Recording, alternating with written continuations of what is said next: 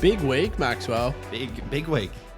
I guess we should start by welcoming all our new faces to the podcast because it's been a large week. To clarify, that's for the listeners. There's the same faces and voices on the podcast. Yeah, we didn't have the budget to pay extra talent. No. Don't even have the Our budget. talent fees are quite low. Very low.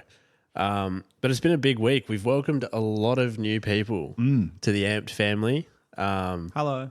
Hello. It's the kind of high energy and welcome that you can expect to continue into good content. That's it. No, we got some messages. Sweden, Mexico, across the US and the UK. People flooding in, loving our music recommendations, which is always very nice to hear. So We'll take it. welcome to those who are new and hello to those that are rusted on. We love you all. But how are you, man? One big family here, aren't we? One big family. Yeah. I'm well. I'm better than you. Just for listeners at home, Sam is a little under the weather. He's caught himself a wee little bug. And, I don't know where I got it. I woke up this morning I don't know. Usain Bolt can't run as fast as my nose is. Well, I mean, someone better catch it. Sam, that's the good kind of gear you can expect to hear right here. Oh, my God. We're not doing paid advertising. What are you doing? But, yeah, I've woken up a bit sick. So, for those listening, just be patient with me. If you hear sniffling, pretend you don't. He's just racking lines. I wish. Again, back to the content budget side of things. We need our accountant to tell us what's up. But I do have a box of tissues next to me. And Time for a wank. Fucking hell. We've got a podcast to record. a wank, I think. But no, thank you to everyone who's given us some love on socials the last week. The little follower blow up has been very humbling, very appreciated. Love you all very much. But let's get to the segment that everyone's loving at the moment. Hanging on every word. They are. The one that we named as a placeholder name and never changed. We have not changed it at all. We could have called it anything interesting and we called it something new.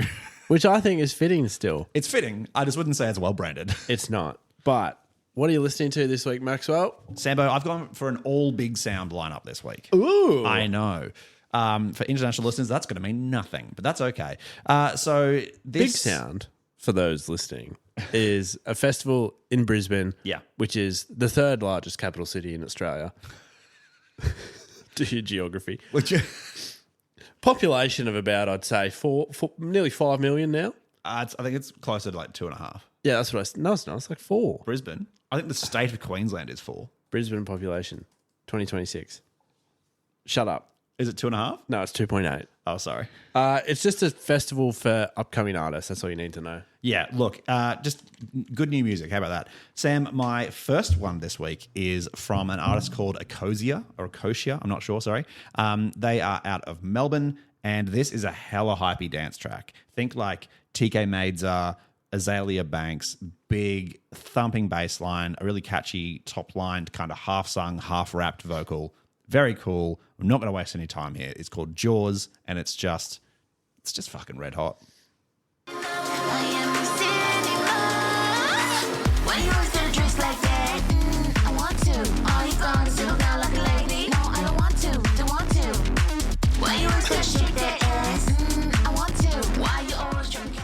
Yeah, that's going to pop off. Yeah, that's going to go places. I like that a lot. Yep.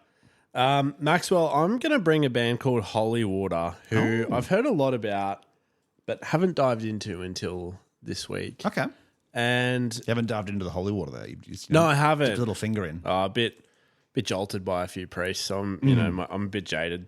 You offered your love and they gave you nothing back. Yeah, imagine that. You were an altar boy and you're like, you. No, thank you. Yeah. Ew. We don't do that anymore. Father, please. Anyway. Father. This song's called Nightmares. It's off their new album, Dio Gracias. Read into that what you will. Thank God, I believe that is. Oh, is it? Yeah. There you go. My Espanol is slightly behind time, but I think that's thank God. Well, it's better than mine. This song opens with a really soft, sort of ethereal falsetto bit, and then it... Bowler. Ethereal. Sorry. And then it launches into this kind of atmospheric, hefty vibe with clean vocals. It's very cool. Okay. So Let's not waste any more time. Get it up me. Father.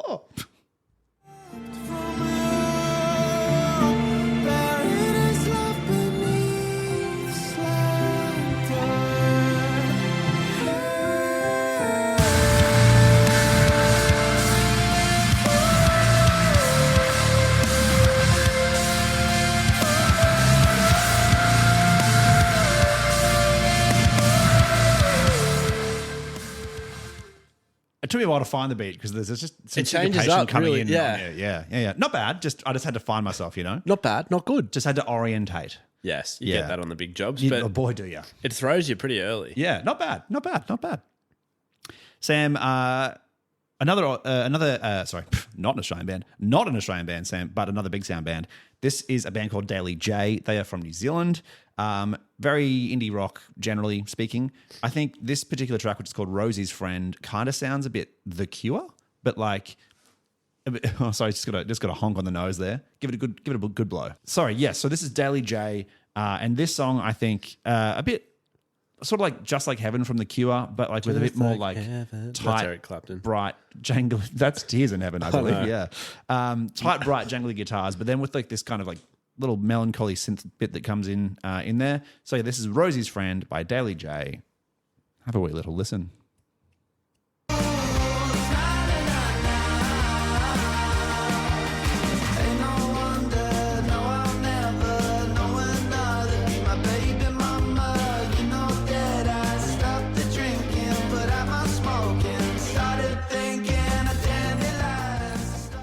Yeah, dandelions, nipple guitar. That's very indie rock. Very indie rock. Yeah. Yeah. I'm about it though. It's good. Good. I didn't queue up my fucking. Okay. This is why we need a producer. Jesus, whizzes. Jamie, can you pull it up for us? Jimmy? Oh, it's that Joe Rogan Scottish. Yeah. Kelsey, pull it up. Thank you. I Prevail Maxwell dropped a new single with Amira Afelki. If you don't know who that is, she's a really cool grunge, like post metalcore artist. She's very cool. And I Prevail, obviously everyone knows who I Prevail are. Yep. The song's called Paradise. I'm not going to fucking describe it because I'm just going to play it for you instead. Let's not do the describing. Let's not fornicate with arachnids here.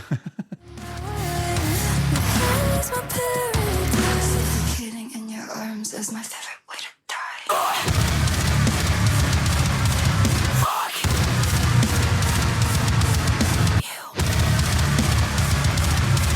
Suffocating in your arms is my favorite way to die. Inhale the flame, choke the flame. You know that there's like that audio illusion where if you start like a noise, like quite a high pitched noise, and go down, but as it goes down, you start another one that's high and it goes up, and it sounds like it's like descending forever. Like brum, brum, brum. Yeah, but like that was like in the background. Yeah, like it was odd, but interesting. Droney. Very, but just an interesting sound, you know? Yeah, it opens all the way up in the back of the song, which is very cool. But yeah, right, okay, yeah. But I Prevail. Sam, third one for me today is from a band called Dumbhead. And they're out of Melbourne. Very like trip hoppy vibes, which for people who know what trip hop is, that you might think like Massive Attack. And there's hints of that, but I think this is almost a bit more like Mansionaire or one of those kind of bands. It kind of does what you'd expect in that sort of world. Like there's this very woozy, slow synth, a very dark kind of sounding bass, and a very busy beat. But then some like very kind of like sultry horns in there as well, and some like these awesome vocals that kind of come into the mix. I want to see this live. It's really interesting and intriguing to me. I definitely enjoy the song, but I'm not sure if I would be in for a whole set. I just want to see what it kind of feels like because it's piquing my curiosity here, Sam. So this is Problem Dog by Dumbhead.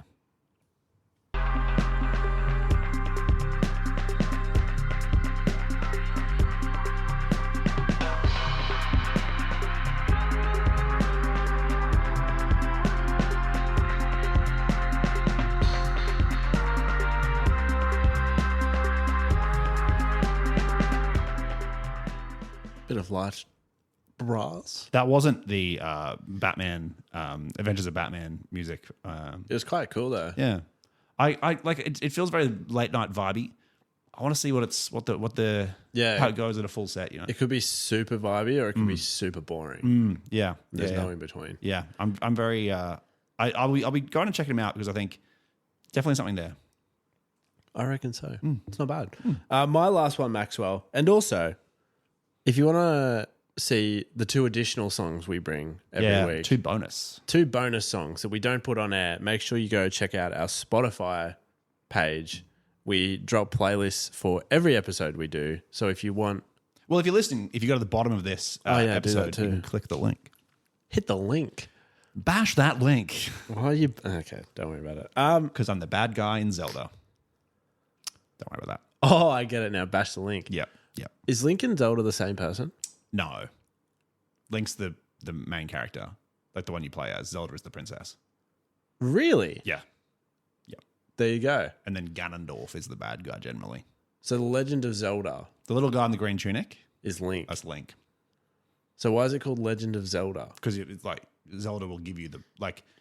Usually, she's telling a story about like long ago, this hero saved us, and this is his story. Oh, can you tell I've never played it? I can tell. You should play. They're very good. I think you'd enjoy them. I bought a PS2 controller the other day and bought. Did you buy a PS2 or? No, I already had that. I bought Revenge of the Sith. Oh, sick! So nice. Yeah, exactly. So I'm close with the fantasy stuff. We're just adjacent. Yeah. Anyway, my last song is by Jutes, who we've never really brought to the show. I listen to him a lot. We never bring him to the show. So I thought we've brought you to the show before. maybe ages ago with Sleepyhead or something. Super recently, but Yeah. definitely if you go back in the There you go. history, In the long archives. ago there was a hero named Link who brought us Jutes to the show. Sam. Oh, nice. Friends with Zelda? Or? Yeah. Oh, cool. He's released a new single called White Butterflies, and it's very Jutes. It's very emo. It's very like metalcore adjacent. I've said adjacent twice in 2 sentences, and I'm just playing this fucking song. Every time you look up to the sky, it's a sign. White butterflies, white butterflies. Don't you cry, I'm yours for life. Look in the sky. Is Jutes married to or partnered with Demi Lovato? Married to. There we go. I knew the connection there somewhere. Some exciting news to tell everyone, Maxwell. Oh yeah. Yeah, that's what I thought the next item on the agenda was. It is. Just go fuck myself. Sam's got an announcement. He's made friends. I wouldn't go that far. He's on a team. I am on a team, And Maxwell. it makes the dream work. I am playing in the RecLink Cup, Maxwell, Very lovely. on the 26th of July. So it's the Brisbane RecLink Community Cup. If you don't know what that is, it is a community footy game where musicians from Brisbane play music media from Brisbane,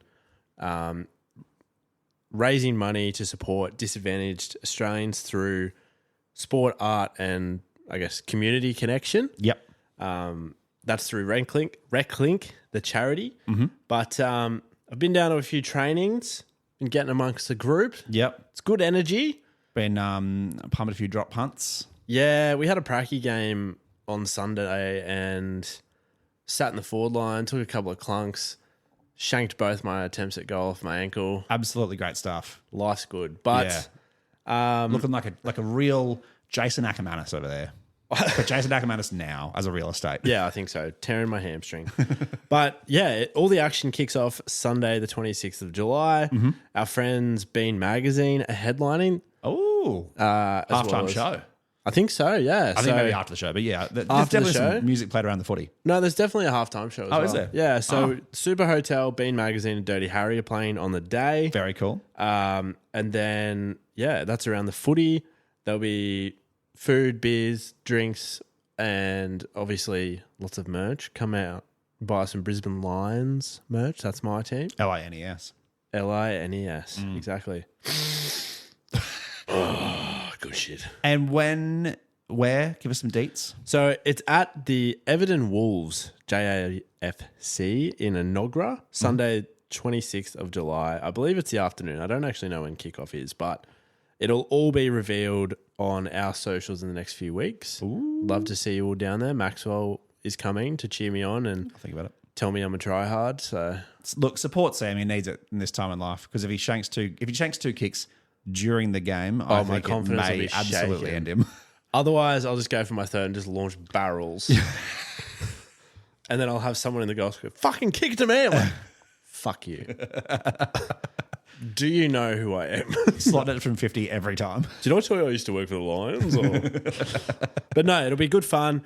Excited to be a part of the RecLink team, and we shall see what happens because I am nervous. Look, you'll be okay. You'll be okay. Who's the team you're fighting? The Rocking Horses, and they're musicians, so... And yeah, I said fighting, not playing. Yeah. I'm assuming it's just fisticuffs out there from day dot. Absolutely. A rivalry as old as time. Punching on Yeah. in mixed AFL. The Brisbane Lions and the Rocking Horses, like the first bounce happens and no one bothers to go for the ball. It's just swinging haymakers. The first ground ball, I'm running past the ball and just putting my shoulder through someone. Sir, what do you mean? You've been doing all day, sir. Fuck, it was a fair contest. You're taking the piss, mate. I don't think I'd be allowed back. Yeah, I think you might not be welcome back to It the is. 2027. I'll give version. people an insight into my competitiveness and just how off the mark I was when I first arrived. So I bought boots. That was fine. And then I rocked up and I said, so what are the rules? Because it's mixed. You never know what the rules are going to be. And I said, so what's the rule on tackling? I said, you can bear hug, but it's no contact. I was like, cool. Okay. I then, before training, proceeded to cancel my dentist appointment where I had half an hour booked in to get a mouth guard molded. You probably should still wear a mouth guard. You never know. You might cop a flying yellow or something like that. I could. You're podcasting like... Stop it. See you, Sam's. And then I realised in the pracky game there were ground balls and people jogging for the ball, and I was just there sprinting at full pace, head over the footy. Fucking Matthew Dellavedova over here. No loose ball. No loose ball. I'm picking that shit up, and I felt really bad because I ran past one of my opposition. Well, they're all teammates. We all train together, but one of my opposition, who is a lovely female musician, and I was not taking a backward step. You had the afterburners on. I was like, you get in my way. I would never, but Sam's getting sent off in the first 10 minutes, fucking guaranteed. 100%. it'll just The be primal for, instincts will take over. well, I went back with the flight only to realise that if I kept going and the person didn't move out of the way, I would have been cleaned up. So my instincts need to calm down before the game. But if you want to come and laugh at me, Sunday 26th in Inogra, keep your eyes peeled for our socials or go follow BrizCom Cup. BrizCom Cup, yep, on Instagram. Nailed it, Sam. Oh, on to the festivals, Maxwell. Mate, there's a bit on, and the first one that I want to shout out, I don't know, I was on that past tense. First one I want to shout out is a throwback, bunch of throwback bangers organised by the Presets. They've brought their own festival. They have. To Forever there. After. Yeah, in Sydney, Melbourne, and Brisbane. Get this little lineup: Presets, Cut Copy, Lady Hawk, Bag Raiders, Bang Gang DJs, and Fuckhead. I love it.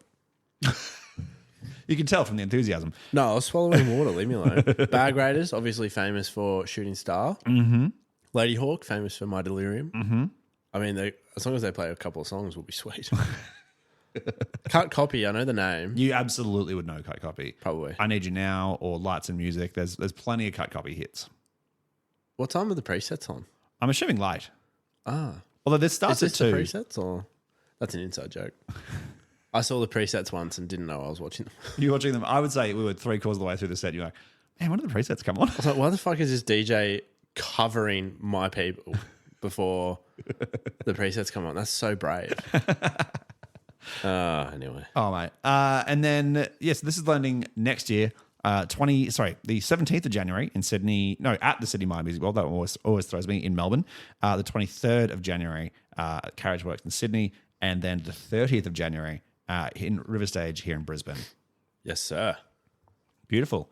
Sam, finally, well, not finally, but finally for the news section, a festival that isn't going ahead, Yes. and that is Harvest Rock, which was, well, I would say slated, but obviously not, was theoretically slated to go ahead in Adelaide in October.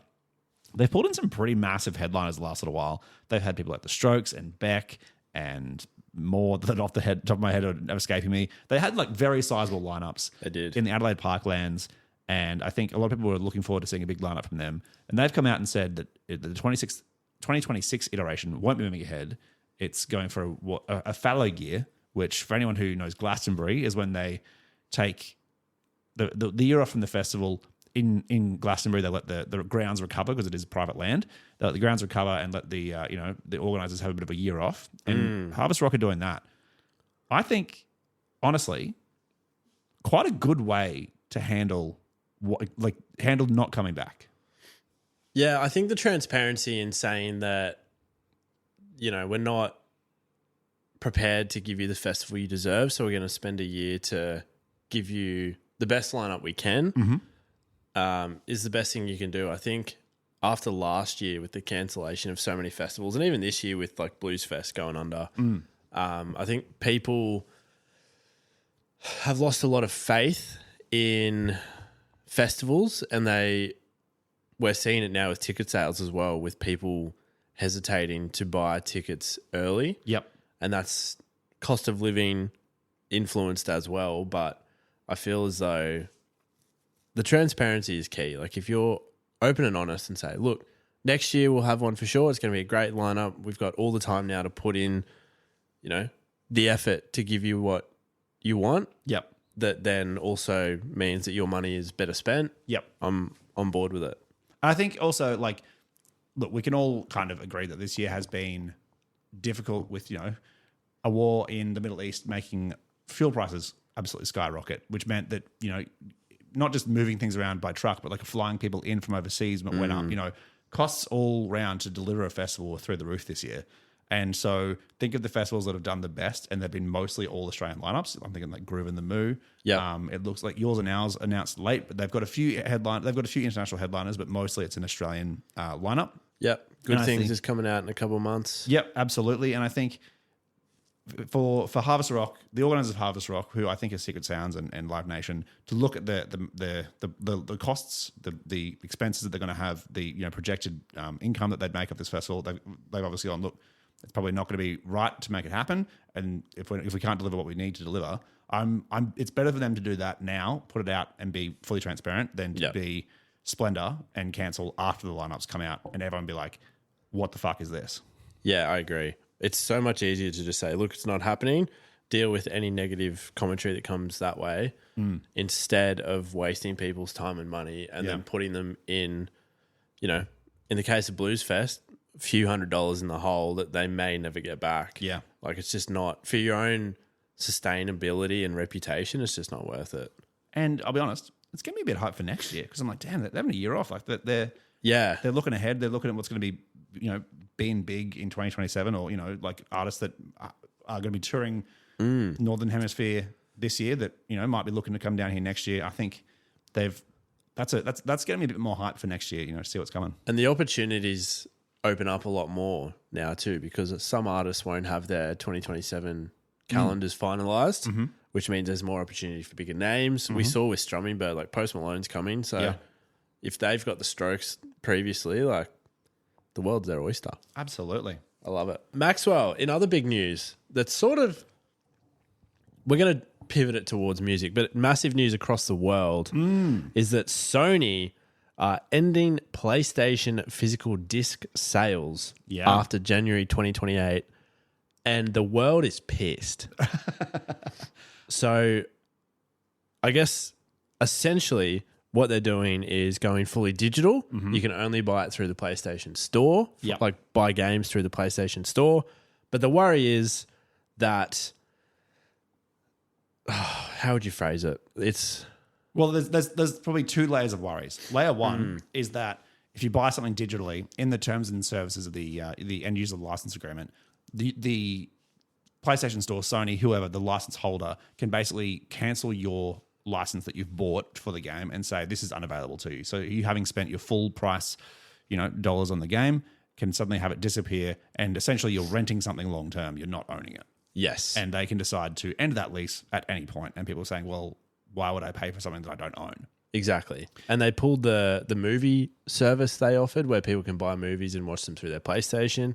They pulled that, didn't refund anyone, and it's just... Yeah. Well, for specific titles. They didn't pull the full service, but no. With the agreement with whichever studio, I can't remember the name of the studio, sorry, whichever studio they'd bought these, or they'd licensed these movies through, they ended that service and that agreement, and those titles are no longer available. Yeah. And as a result, you're seeing across the market now a lot of people go, well, fuck this, we'll go to Xbox if they're going to. But that's not going to be a long-term thing, because remember the start of the last console generation, Xbox threatened to do the same thing. Yeah. And they said that they'll keep, initially they said that they'd keep physical releases available, but that they'd be essentially locked behind a code, so you could only buy them once, and they'd be essentially a digital download as well, which meant that you couldn't swap games with your friends or whatever. Yeah. That got a lot of blowback at the time, and Xbox had to back down from that. But now it looks like Sony's gone that way as well. And I think the other thing that kind of makes it a bit shitty is the fact that it's essentially monopolizing Sony's releases. At the moment you can go to, here in Australia, JB Hi-Fi and EB Games, go to Amazon, get a lot of games at discounts, because they're loss leaders or something like that. If you can only buy it through PlayStation Store, they can just say, well, here's the price, and you can't go anywhere else to get a discount. And often their price is significantly more than you can get it in store anyway. And I think the worry is that, if it's purely digital and PlayStation servers go down, or like you said, they decide to just pull a title, it doesn't matter if you bought it or not, you no longer have access to that game. You don't have access to your product after you've spent your hard-earned cash on it, which takes away any sort of ownership of the media that you have, which where we're going to push it is why, you look at vinyl now and it has skyrocketed. Yeah. And people owning physical media in music has arguably never been bigger since the introduction of digital music. Yeah, exactly. I think, look, I'm going to play devil's advocate for 2 seconds just for ourselves, which is to say that there's a lot of reasons why music is a lot easier to have as a physical medium. I mean, a record is a record is a record. If you go back and if you go find a record that was printed in 1955 and you put it on your record player, as long as it's clean and not broken, it will play just fine.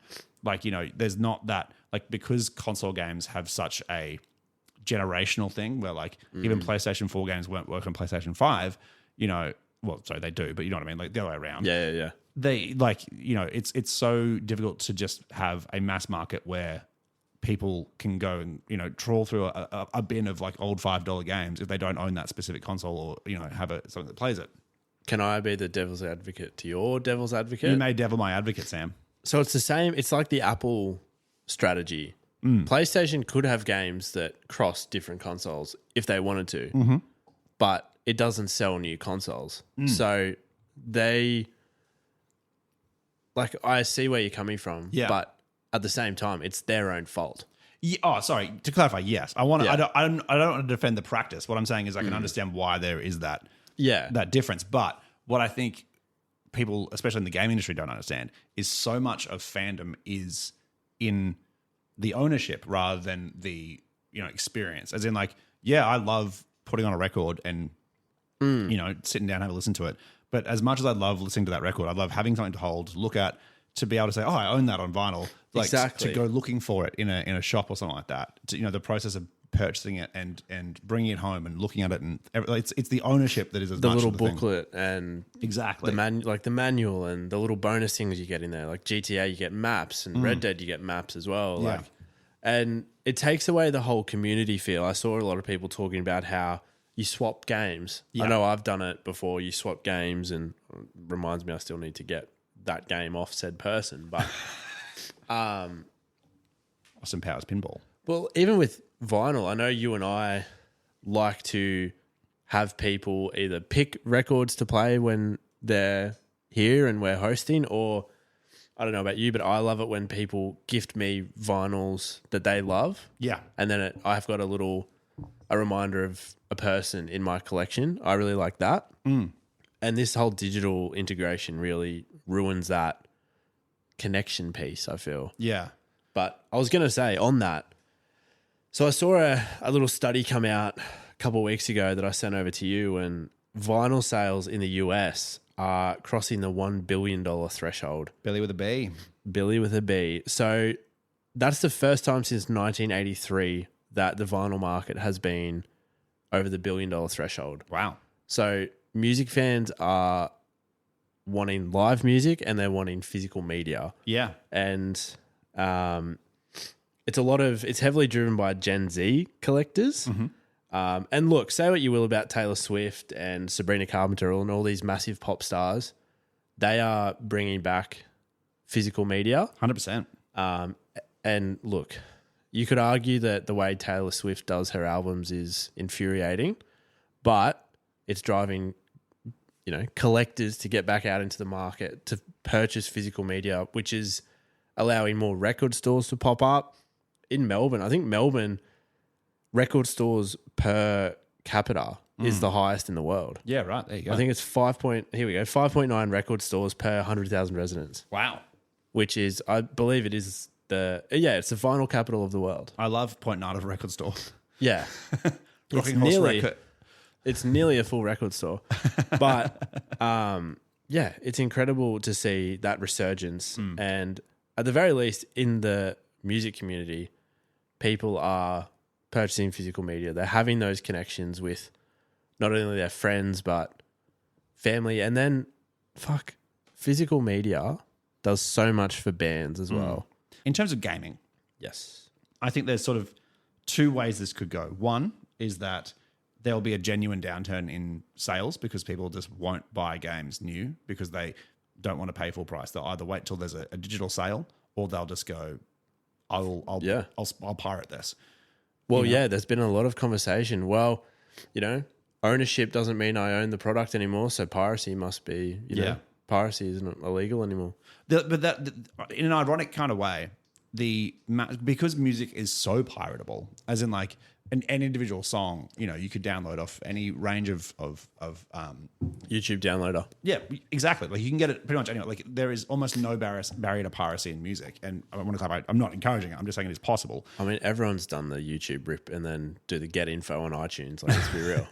But what I think it has lent to is that music creators have gone back to physical media because you can't pirate the experience of owning something. Yeah. Like Spotify and Apple Music, sure, you do pay for them, but they are essentially free in the sense that you can have unlimited music for, $20, $30 a month. It's bad for the creators. It's bad for the rights holders, 100%.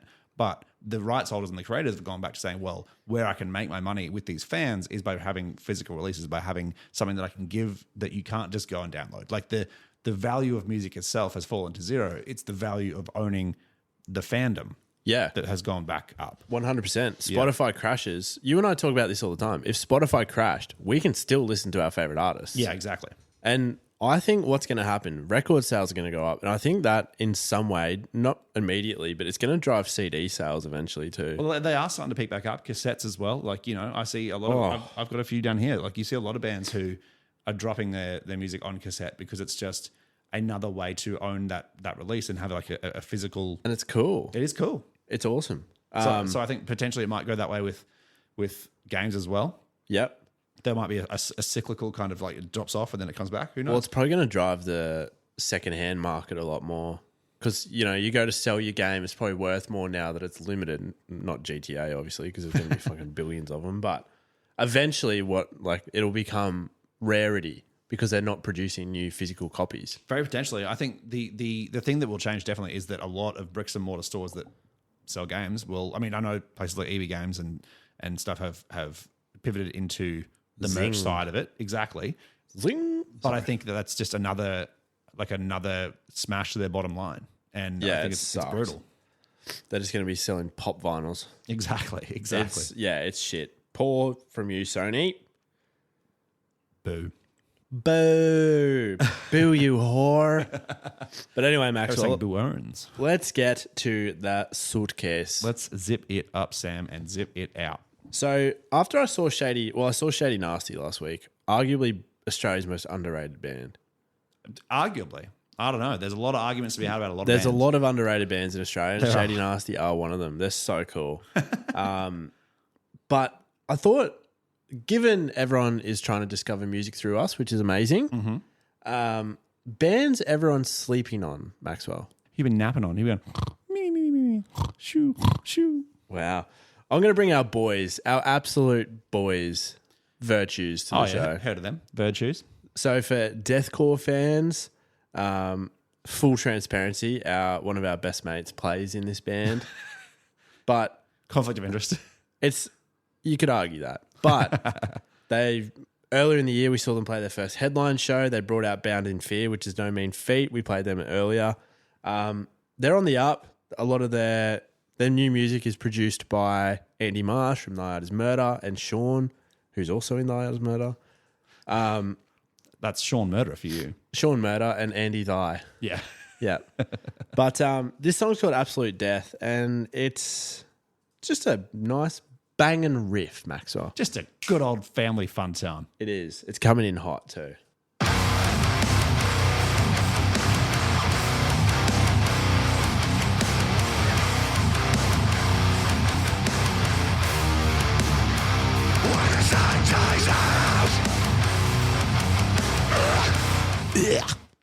Woof woof. Yeah, Wade.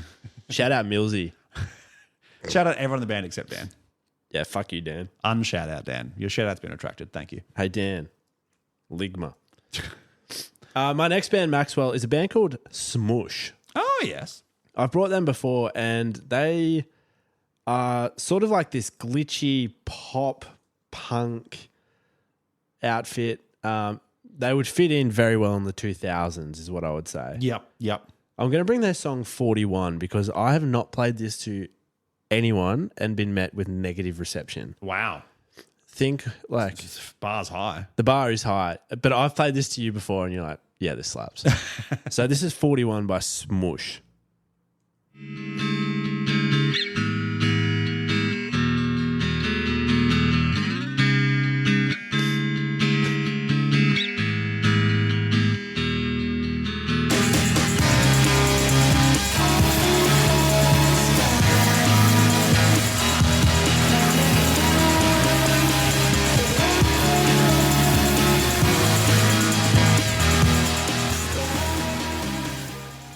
Sounds like it's got on the Daria soundtrack.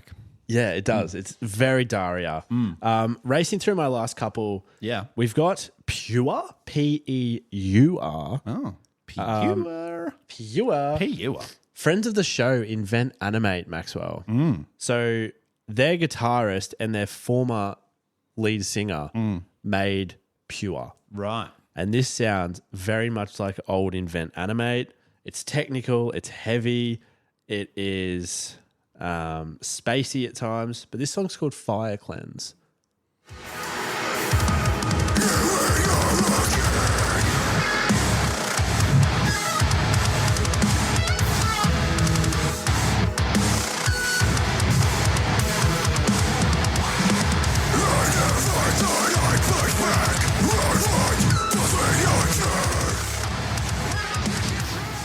I said it was technical. It's, yeah, you got to find it. The time signature, it was going all over the place there. It is all over the place, but it's cool. Okay.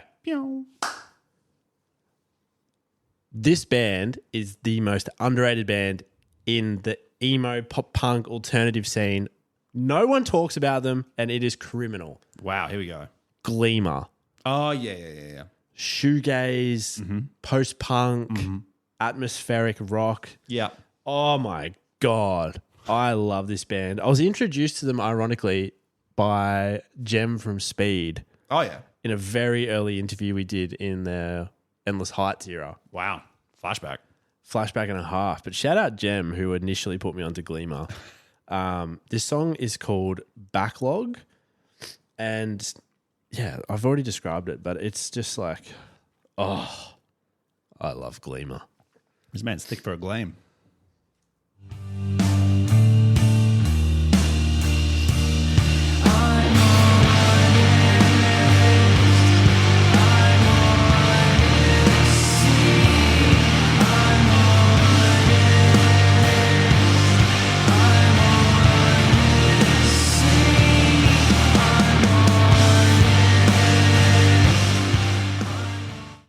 Just shoegazy. Shoegazy AF. And then my last one, I've brought them to the show before and you said it sounded like a truck reversing. Oh, yeah. Who is this again? It's called For a Waking Nightmare by Mugshot. And this song feels boring at first. And then I don't think that's what the band wants to hear, but sure. they're not listening. And then it just hits like a freight train with like this little Ollie Sykes sounding line into a huge, big semi-trailer reversing. Yeah. Righteous of holding, a silver spoon couldn't satisfy. You're running now. What a waste of a man. Oh, that's the one.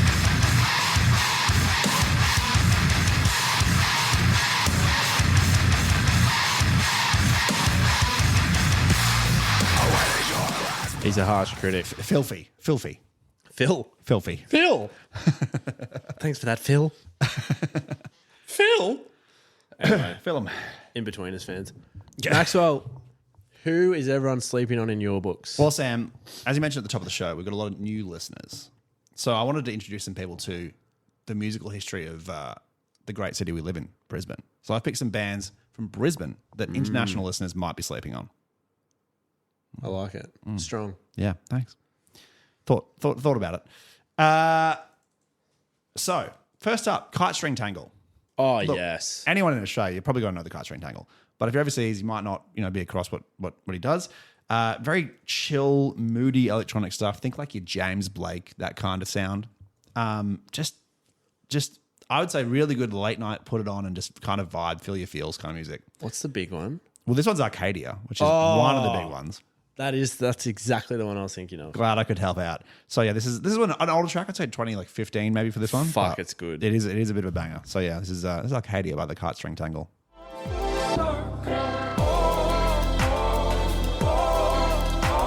were trying to make it work. You were sleeping in my shirt. Arcadia.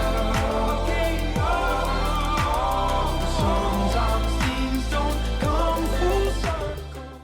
I know you played the drop, but for those that don't know the song, the build up to that is just like so chill. And then the reward when that thing drops is even better than Yeah. Oh, it's a full song experience. the snippet didn't give how good that song is credit. Doesn't do it justice. Does not. Sam, this is a band. This is the Creases is the band. So I think just indie rock straight away. No time to waste. Yep. I think they might be on a hiatus currently, but they're not technically broken up, I don't think. And just fun, interesting indie rock from the same like group of artists that all sort of spun into bands like Confidence Man and Jungle Giants and Bubba Ganoush and Hatchie and stuff like that I talked about before. Eamon Clark was in this band, who people may know from Not On Your Rider, the game show. No. Cool, as you were. Awesome. But anyway, this is the Creases with Impact.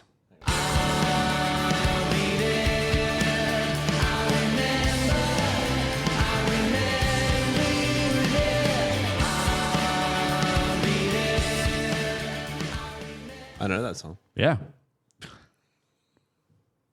Fucking hell.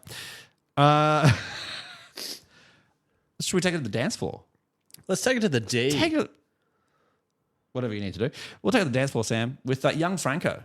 Oh, yeah, vibes. Yeah, vibes. I think he's relocated to Los Angeles by now, but, he's a Brisbane boy. All the good ones do. He's one of ours. And just high energy, happy, vibey dance shit all the time. I've gone for an older track. I've gone for Drop Your Love from also I think 2015 maybe.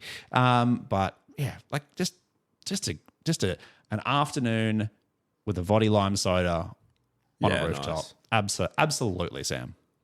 That's just I'll chill with you if you want to. Drop your love on me. That's how you're supposed to.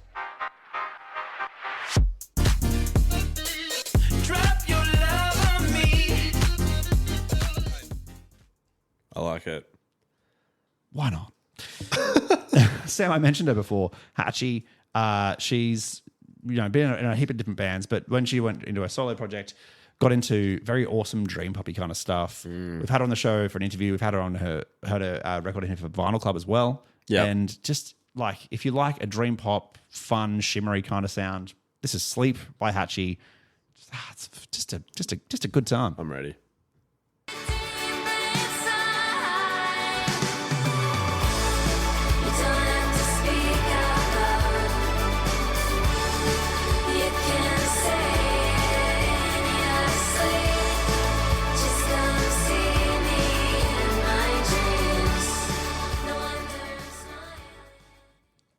You could just hear that in like Around the Twist episode, you know? Yeah, you could. I brought Dario, you brought Around the Twist. Yeah. I like it. Yeah.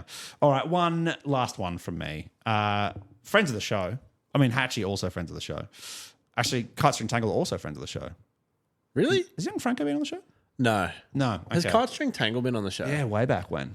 Oh, yeah. That was like our first 20. Yeah, it's up there somewhere. Where is it?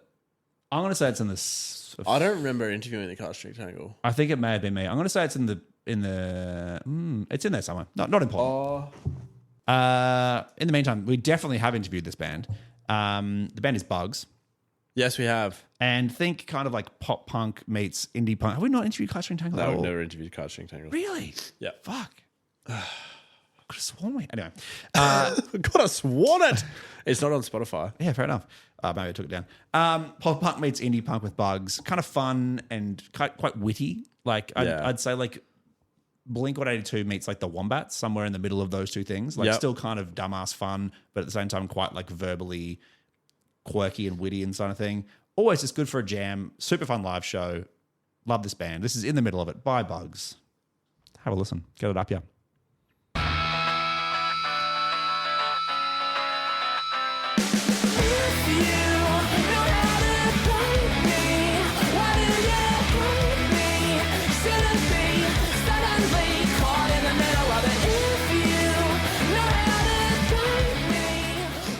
Straight out of Blue Water High, that. Someone's dropping it on Tony Hawk's. No, that was surfing. Oh, surfing. I was surfing. Sorry, my apologies. Wasn't skating. It looks the same. Cowabunga, dude, hanging 10. I noticed you forgot a very obvious one, and not from Brisbane. Oh, actually, no, I think they're from Melbourne, but you forgot one. Did I? Yeah. Can I drop a... If you need to. What would you call it? Like, I don't know. An accompaniment? A pairing? Can I add one? Sure. Sick. She carries me